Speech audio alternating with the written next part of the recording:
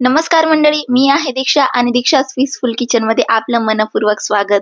जर तुम्ही इडली, डोसा, सांबर हे सगळं खाऊन कंटाळले असाल तर ही रेसिपी नक्कीच ट्राय करा. आणि महत्त्वाचं म्हणजे लेडीज साठी खूपच महत्त्वाची टिप म्हणजे याच्यात खूप कमी भांडे निघतात बरं का. इडली सांबर पेक्षा खूपच कमी आणि चवीला एकदम खूपच भारी लागते. एकदा तरी नक्कीच ट्राय करा, म्हणजेच ही स्पॉट इडली. इडली बॅटर हे इतकं वर्साटाईल आहे ना की याच्यापासून आपण खूप सारे डिशेस बनवू शकतो, जसं की शाक्षुका, इडली स्पॉट, वेगवेगळ्या प्रकारच्या इडली आणि खूप प्रकारचे डोसाच. त्यातलाच आपण एक प्रकार बघणार आहोत, ते म्हणजे स्पॉट इडली. तर हे जे इडलीचं पीठ आहे मी ऑलरेडी बनवून ठेवलेलं होतं. याची डिटेल रेसिपी मी चॅनलवरती ऑलरेडी अपलोड केलेली आहे. जर तुम्हाला हवी असेल तर मी लिंक डिस्क्रिप्शन मध्ये अवेलेबल करून देते. नक्की चेकआउट करा. खूपच फ्लफी बॅटर होतं. अचूक प्रमाण दिलेलं आहे, त्यामुळे तुमचं इडली बॅटर हमेशा असंच बनेल. तर त्यातनं मी थोडासा इडली बॅटर हे साईडला काढून घेते आणि बाकीचं मी फ्रीज मध्ये 2 दिवसासाठी स्टोअर करेल. जास्त दिवस नका स्टोअर करू, नाही तर तो खूप जास्त ओव्हर फर्मेंट होतो आणि खायला इडली किंवा आपण जे काही बनवू तो खूप आंबट लागतो. तर यासाठी मी इथे चवीनुसार मीठ घालणार या पिठामध्ये आणि थोडंसं पाणी घालणार. याची कन्सिस्टन्सी आपण थोडीशी रनी ठेवूयात. चांगल्या प्रकारे मिक्स करून घेऊ आणि बघू शकता तुम्ही कन्सिस्टन्सी एकदम रिबन कन्सिस्टन्सी आहे. अशीच कन्सिस्टन्सी आपल्याला हवी असेल. जर याच्यामध्ये पाणी कमी पडलं तर आपली जी इडली आहे म्हणजे स्पॉट इडली ती खूप ड्राय लागू शकते. त्यामुळे मी इथं थोडंसं पाणी घालून याला थोडं रनी करून घेतलेलं आहे. तर आता याला मस्त चटपटीत बनवण्यासाठी आपण एक मसाला तयार करूयात. तर त्यासाठी मी पॅन मध्ये एक तेल घातलेलं आहे 2 ते 3 टेबलस्पून. सोबतच 1/4 टीस्पून मोहरी आणि अर्धा टीस्पून मी जिरं घातलेलं आहे. याला थोडासा महाराष्ट्रीयन तडका देण्यासाठी मी येथे 1/4 टीस्पून हिंग घालत आहे. ऑप्शनल आहे, तुम्हाला नसेल वाटत तर नका घालूयात. आता यामध्ये आपण एक मीडियम साईजचा कांदा घालूया बारीक चिरून.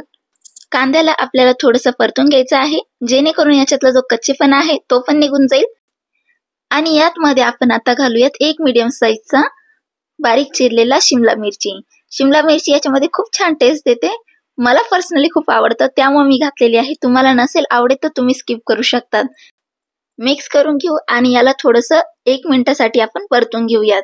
तर यामध्ये मी घालत आहे 2 मीडियम साईजचे फाईनली चॉप टमाटे आणि सोबतच चवीनुसार मीठ. मीठ इथे आपल्याला लक्ष करून घालायचं आहे, कारण की आपण बॅटर मध्ये पण मीठ घातलेलं आहे.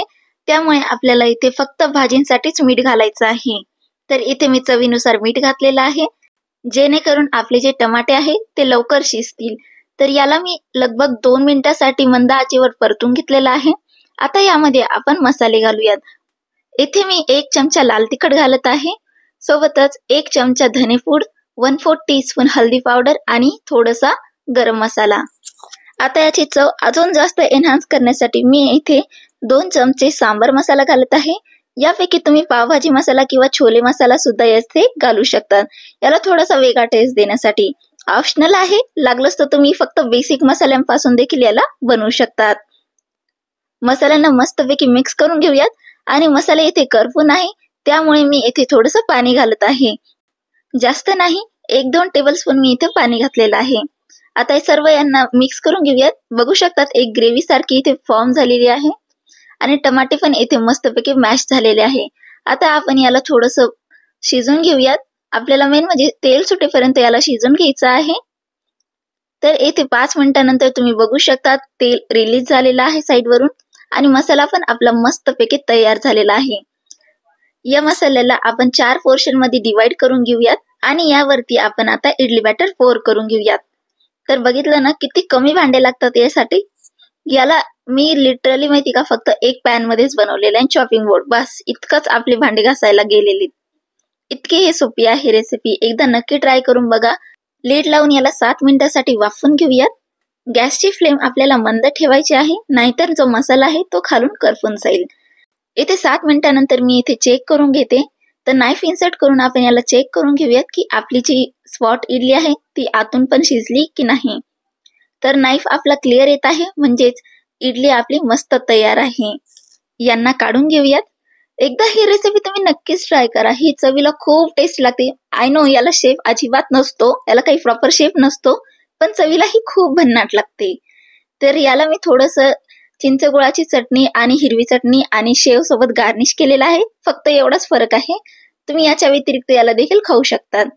तर कशी वाटली रेसिपी मला नक्कीच कमेंट करून सांगा. पुन्हा भेटूया नवीन रेसिपी सोबत.